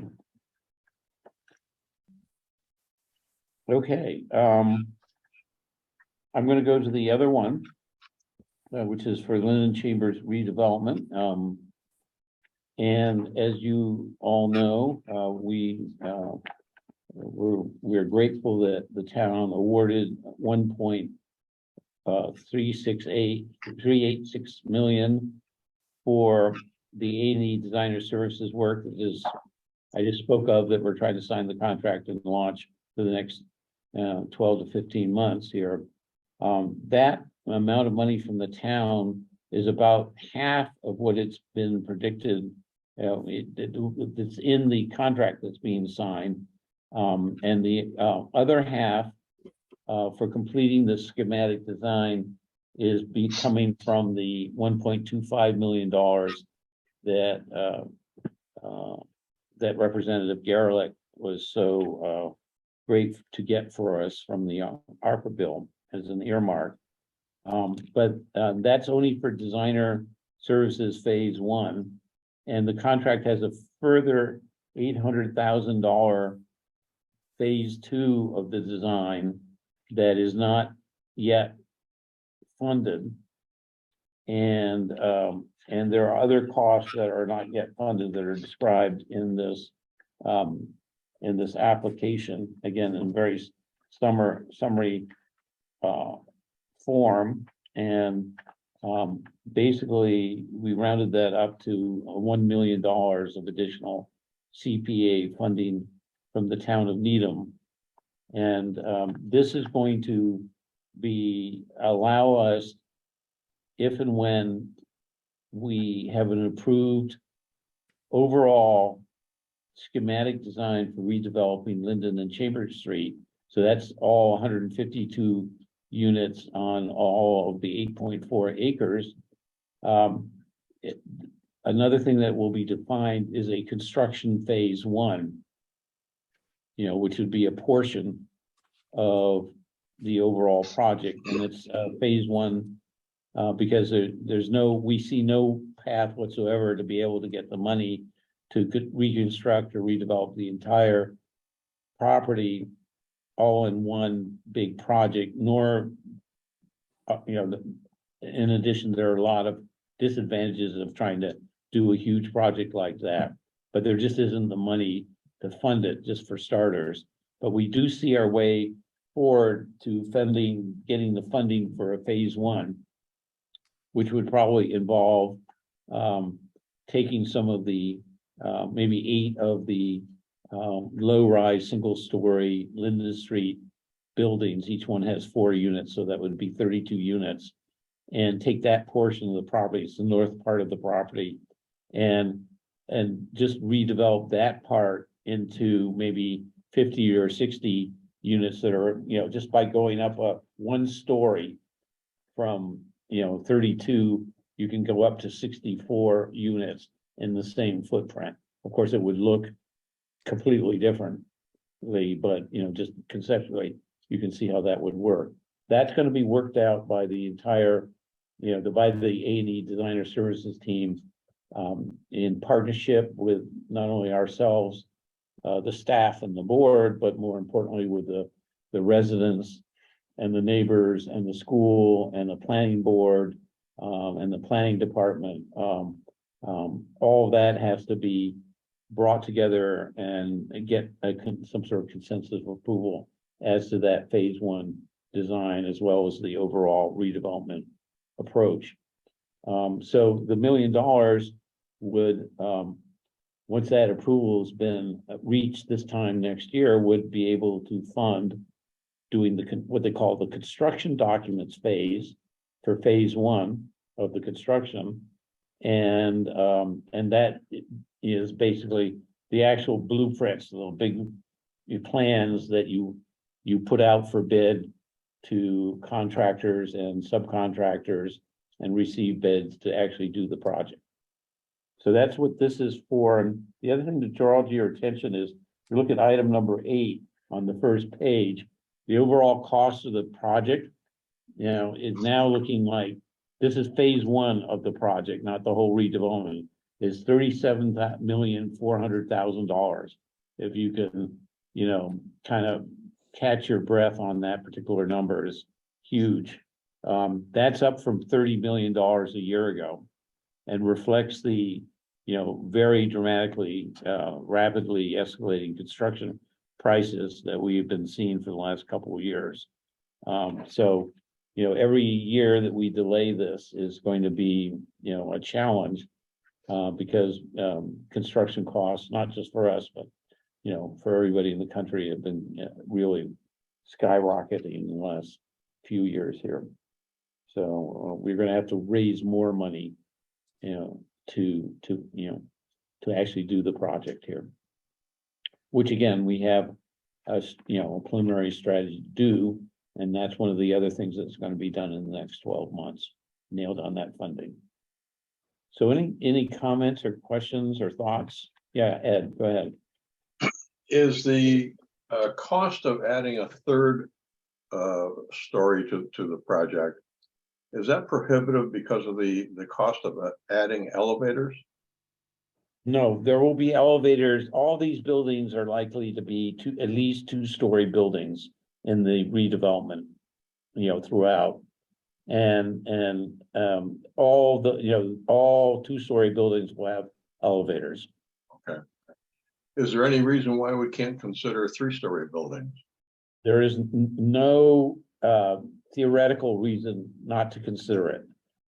It is something that is not, Needham hasn't done before in this part of town. They've had in certain business districts, they've allowed 3 stories, but we've basically been otherwise pretty much 2-story town with a 35-foot height limit, which is the current zoning in this area where we're actually sitting right now for the meeting tonight. But we will be looking at, can we do 3 stories, if not throughout the Linden Chambers 8.4 acres, maybe in a portion of the property, over by the railroad tracks, near where the Tabor Street buildings are sort of run around along the tracks there. You could put a three stories in there and nobody would, really notice that it was 3 stories. Yeah. So that's going to be looked at by the, it's been looked at before conceptually in 2012 and 13. And at that time, it looked like we might be able to go from 152 units to somewhere around 225, 230 units, without, having an ugly, high-rise apartment building look to everything. That, something would really be very attractive and really fit into the neighborhood. Well, the reason I asked the question is because of the flexibility that has developed because of the MBTA transportation zone required rezoning, that there seems to be a lot more flexibility regarding zoning in Needham at the moment, that perhaps it may be easier to get zoning for 3-story buildings, just because of the. You are absolutely right. Having sat in on those housing group, working group meetings, you're absolutely right. And because that requires, to meet those requirements, requires much more dense zoning than we now have in place. Right. Near the railroad stations, the MBTA stations. Okay. Any other thoughts or questions on these applications? Yes, go ahead, Eleanor. I just have a couple minor typos. So on page 2 under number 10, where there are 2, like where it's the paragraph that starts additionally. Which application are we on? Oh, sorry, the second one. The Linden Chambers, go ahead. So in the paragraph on that page that begins additionally, about 4 lines down, it talks about, and which must be turned into realty during CY 2023, but I think it's supposed to say reality. Reality, okay, right. And then a little further down in the first of the 2 bullet points, where the bullet point starting 890,000, to demonstrate town support to incentivize rather than incentivizes, I think. Right. Very good, Ellen. But really, Eleanor, also, reading this, out of the blue, without, does it kind of capture the essence of what we're trying to do? And, if you were a CPC member that wasn't as closely involved as certainly, Natalie and Margaret and myself and Steve are in this effort here. Is there anything that's conceptually missing for the initial sort of management summary of what we're trying to do?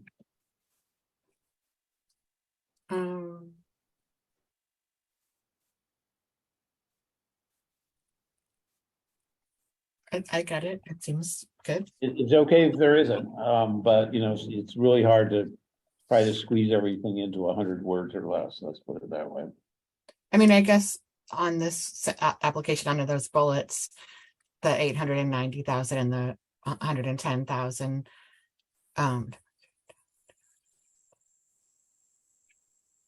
I guess I'm not entirely sure the difference between the two. I mean, I understand that 110 is the remaining pre-development and construction financing cost, but I guess I'm not entirely sure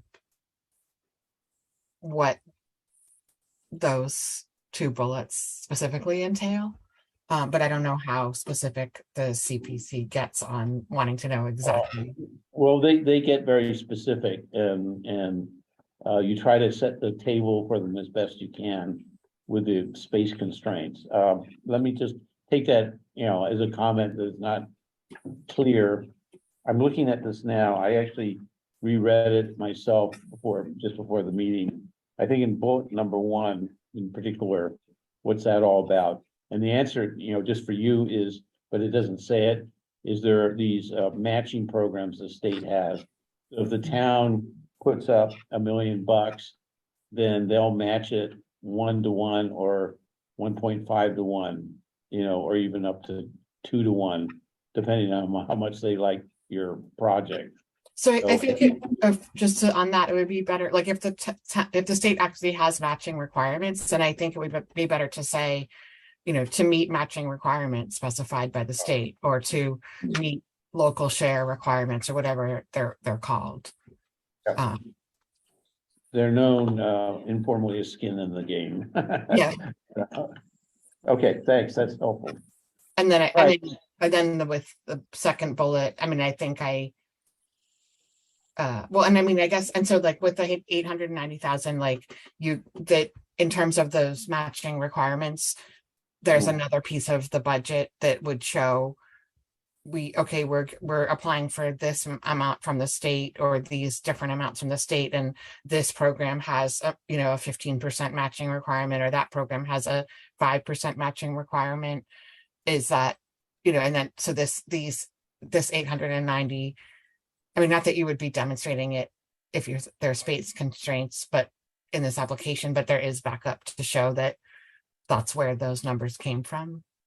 Sure. Okay, let me see what we can do. Okay. And then with the 110,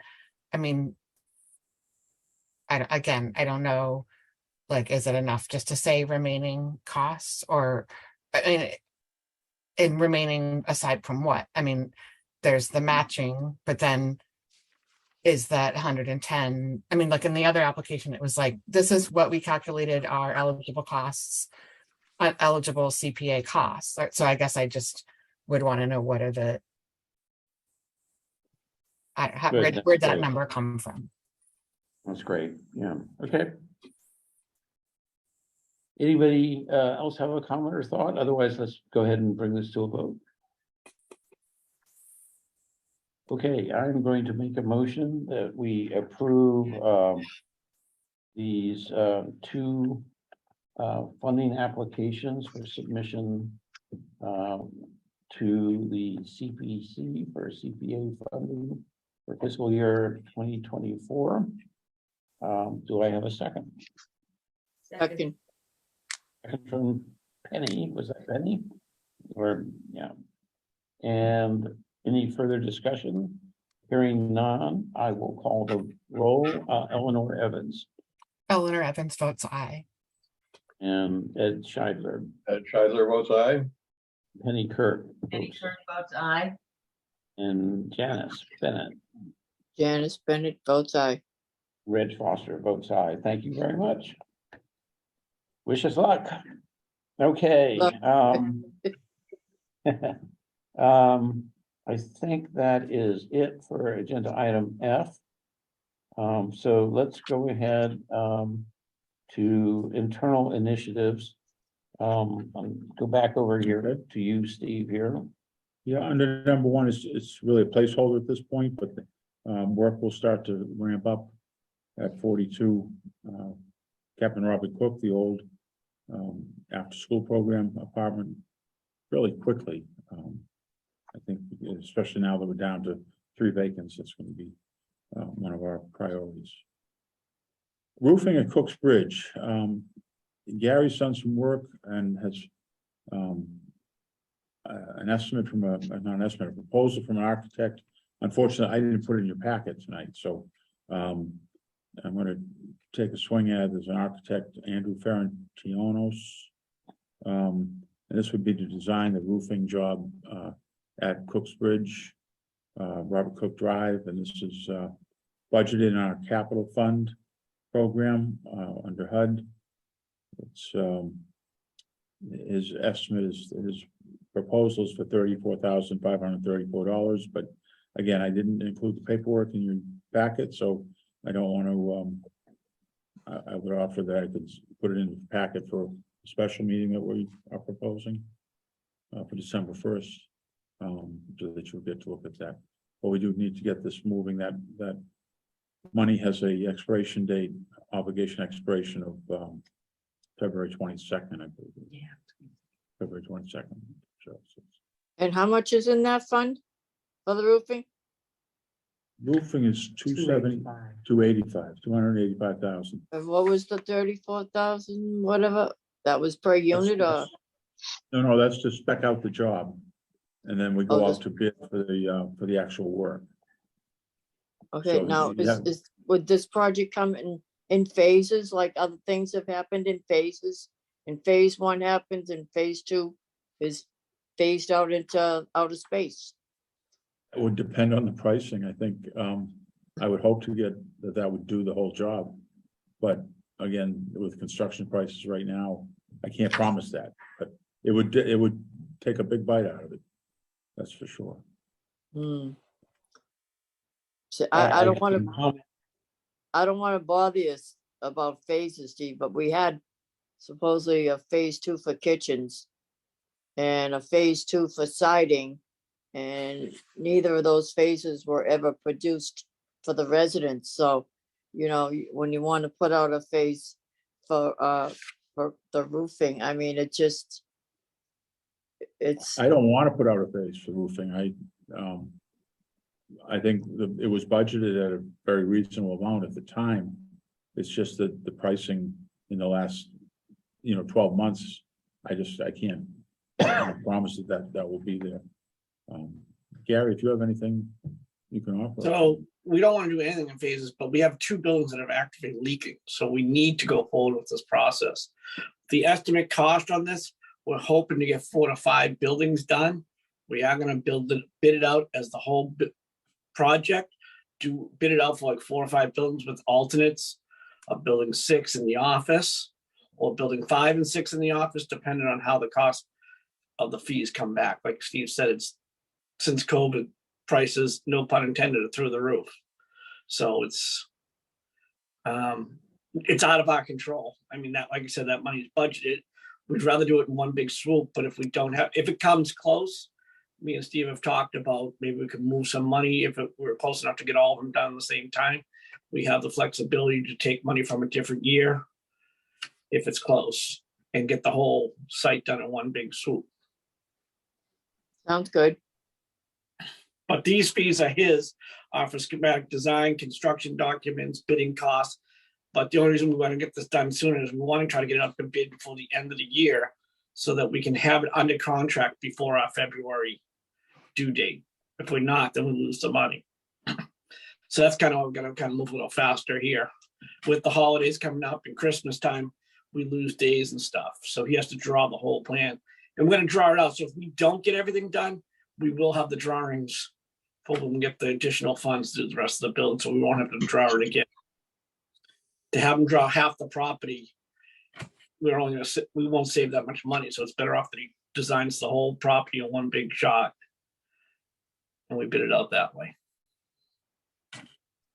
So Gary, do you need to get a board approval for this thing that didn't make it into the board packet sooner rather than later? Contract. Yeah. The budget is approved Yeah, under the I capital. don't know about the so contract. It's just the contract. I mean, I don't think it sounds like we shouldn't be waiting until next. That would be board appreciated, meeting. but I apologize for not getting it. Yeah, so when is it, does it exist? Yes. Okay. I can yeah. email, I have access to it right now. I can email everybody the contract right Well, now. it's not on the agenda for tonight, so technically we can't approve it tonight, unfortunately. But reason I'm asking you while we've got everybody here with their calendars is we could do a quick special meeting Friday, Monday, Tuesday, or Wednesday next week. We need 48 hours, business hours to post the meeting. So let's see. Monday, we could do it Tuesday morning or Wednesday morning or something like that.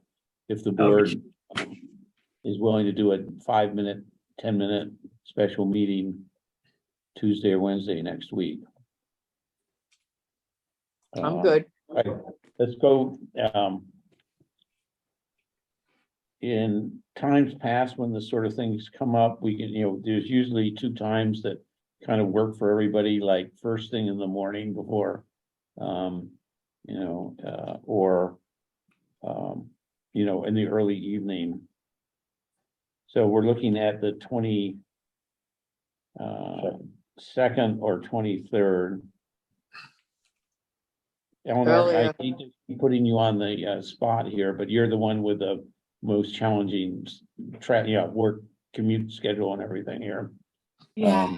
I mean, if I can participate by Zoom, I can actually do it during the day too. And if it's going to be a short meeting, I just think maybe not Wednesday evening, since that's the night before Thanksgiving. And Yeah, no.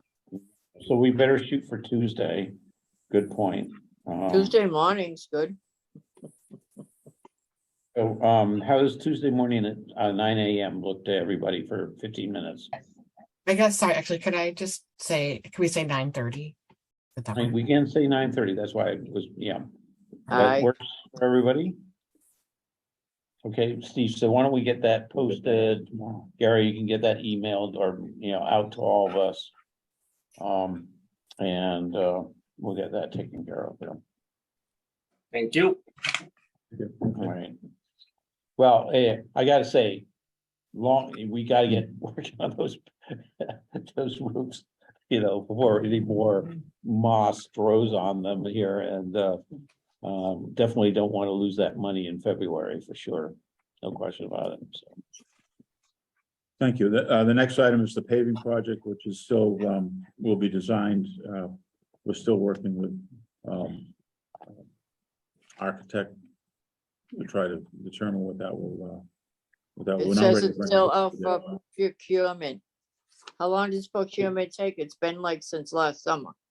Oh, give me 3 more people and I'll get it out real quick. It's the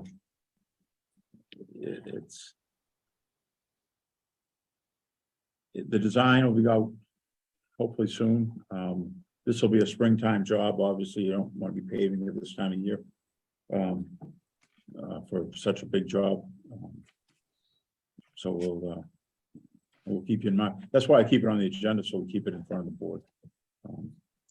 That's basically what I've told the residents when they've asked. I said it was on the 22 budget, so it's probably going to get early 23 installment. So I have reached out to Allen and Major, which is doing a project for us across town, to have them come over and design this project too. They're the ones that did the ones at Seabeds.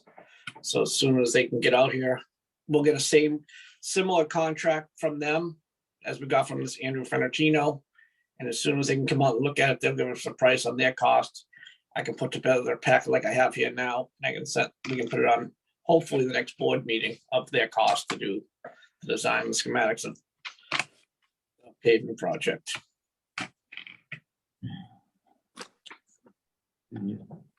Linden Chambers camera issues. You saw that we had made a payment to them. Gary, do you have an update on? So I reached out to them today, haven't heard back from them, still waiting on the new antennas. That's why we held back $20,000+. The money we've given them so far is just for the materials and stuff they've already supplied for us. So we owe them $20,000+ more, which we will not give them, plus their retainage until these antennas are installed. And the Seabed's Way closed circuit system was still waiting for HUD extension approval. We literally talked to HUD, Cheryl and myself, mostly Cheryl, but at least once a week on it. We're pushing them to get some action. It has to be approved by Washington, and just haven't come through yet. Resident survey is, we have a good number of resident surveys, and we'll be compiling them in the next week or two. So we'll have results. Steve, is there some sort of deadline for the survey? Yeah, the deadline is passed for the residents to return it. I mean, if one came in tomorrow, we'd still take it, but we've got a good chunk in. I have one new business item. Okay, well, I thought maybe in this status update here, Penny, did you have anything you wanted to add with respect to your interim grant activity report to the board? Yeah, I do. I just wanted to do a little update.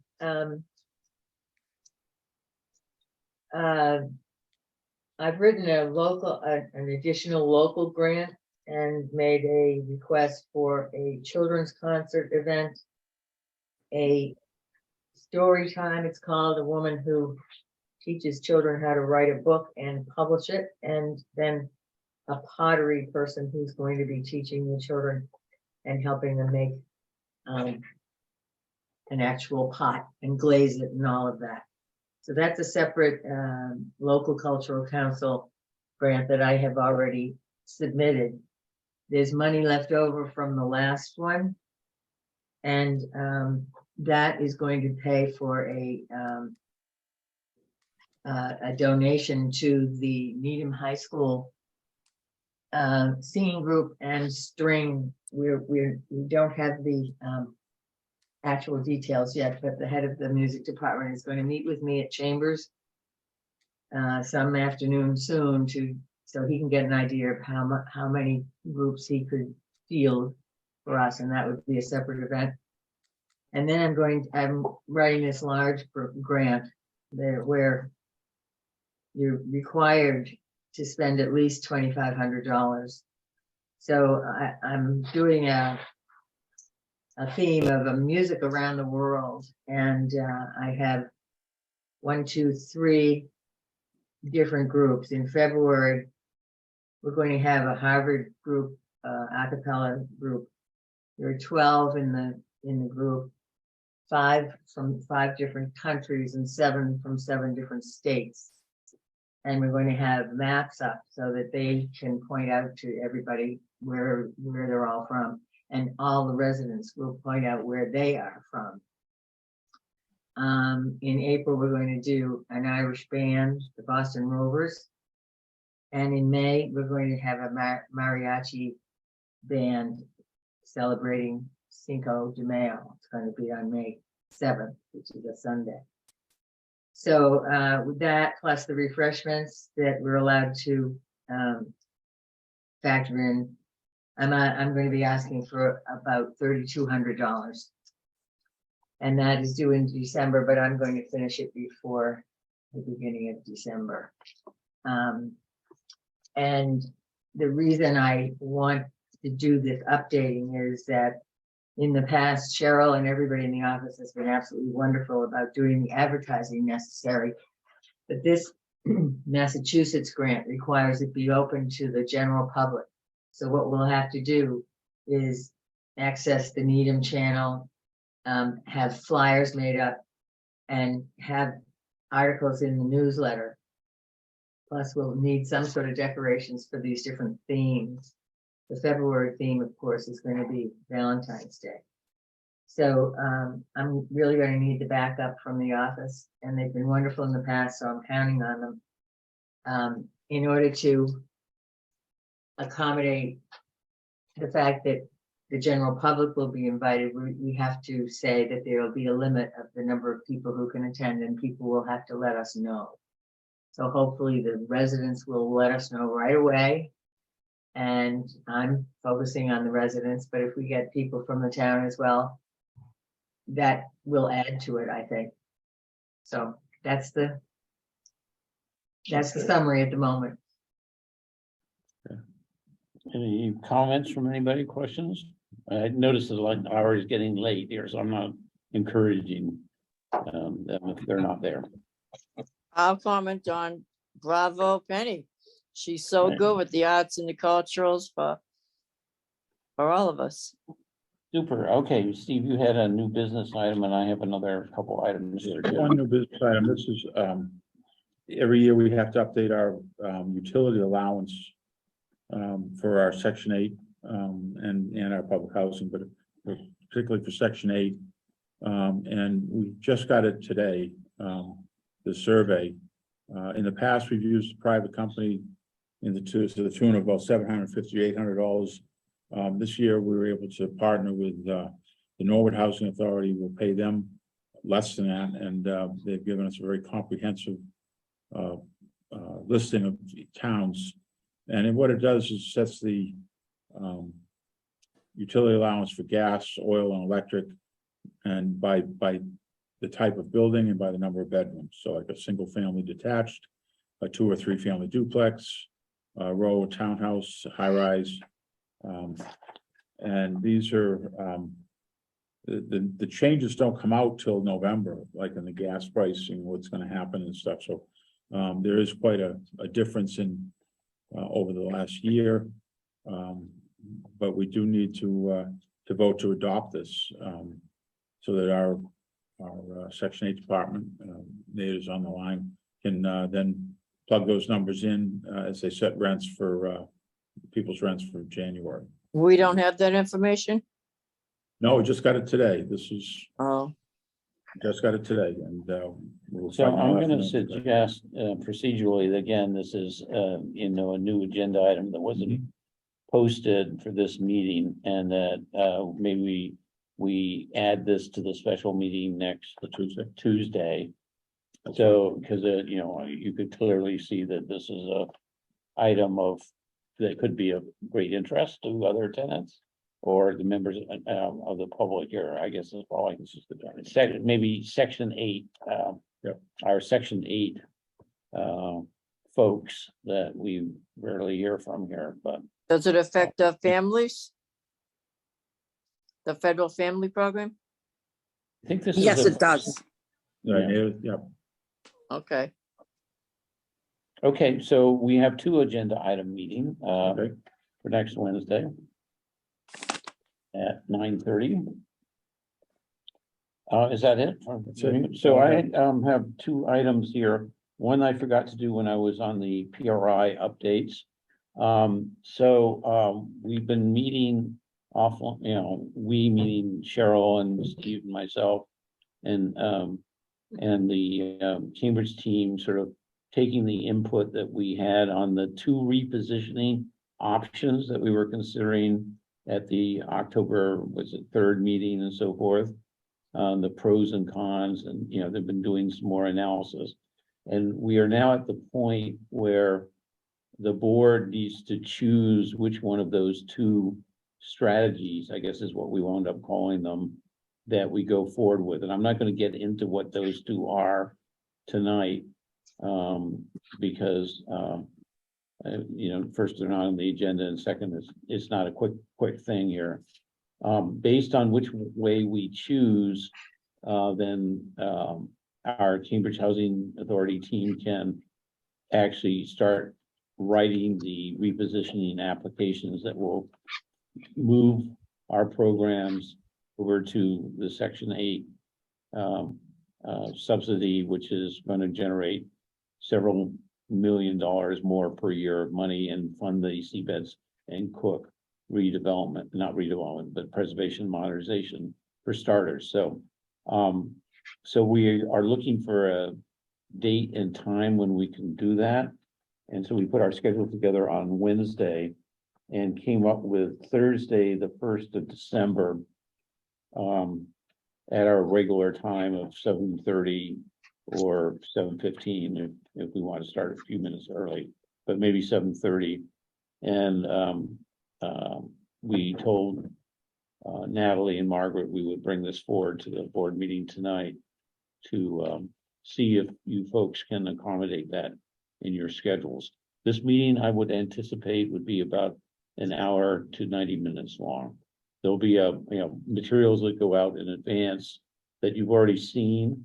It'll be updated a little bit. There will be a slide presentation presenting the pros and cons of going along strategy number 1 versus strategy number 2. The main difference between the two of them, again, I don't think it's worth getting into tonight, but there isn't one absolutely 100% clear direction to go. We're going to have to, apply our best judgment to making the final decision. I'm also pressing the Cambridge Housing Authority to make a very concrete recommendation along the lines of, if we were you, this is what we would do, given their much greater knowledge of all the complexities, and they'll do that as much as possible. So how does Thursday the 1st look on calendars here? Thursday, the what? The 1st, is that an evening? At 7:30 in the evening for an hour to 90 minutes. That works for me. That works for me. Doesn't work for them. Okay. So Works for me. one quick question. So the meeting, for some reason, I wrote next week's meeting down for Tuesday, but it's Wednesday. Is that right? No, it's Tuesday Tuesday. at I missed- 9:30. That's it. Okay, that's what I thought. Tuesday at 9:30. Right? Ellen, Steve? Tuesday, 9:30. Yeah, the General- 22nd.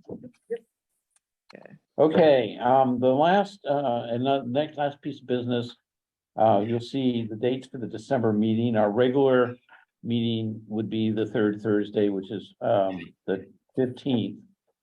It has been the custom of the board, as we all know, to do another extra meeting in December to receive a presentation from Rick Shaw, if he's healthy enough this year, but from Rick or his associate, of our 2023 budget, state and federal budget, for our review and approval. So Steve and Cheryl can get that submitted on a timely basis to DHCD and HUD. However, we already have, now 2 extra meetings. And I was talking it over with Steve and thinking that maybe we would be comfortable doing that, making the major topic of our regular Thursday, December 15th meeting, that budget meeting, just not trying to schedule and during the holiday season yet another special meeting. But I thought I'd see what the will of the other board members are on this approach. What do you folks think? okay, so I think there's 2 meetings leading up to that. Yeah, that 3rd meeting, yeah, we could just make it a budget meeting and call it a month. Sounds good to me. Yeah. And I'm thinking that our rest of our agenda that we normally spend more time on, like the monthly financial reports and everything else, we would just not spend that time. We'd just say, does anybody have any questions, and move right along, something like that. And just streamline it so we can spend the majority of our time on the 2023 budget, which is of course an important thing to do. Okay, I think we have consensus there. Steve, so. It's just, is Thursday the first, will that be a hybrid or a virtual? That will be a virtual meeting. Thank you for Okay. mentioning that.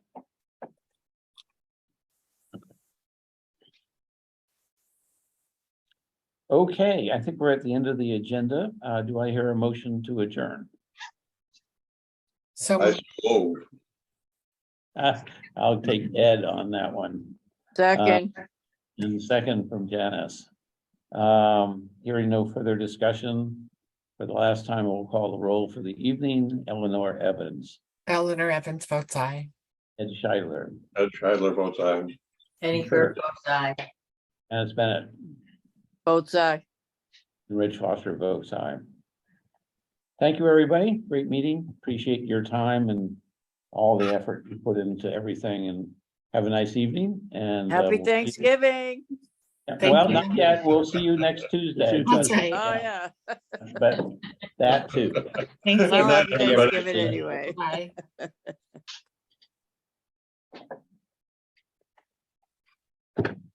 So that's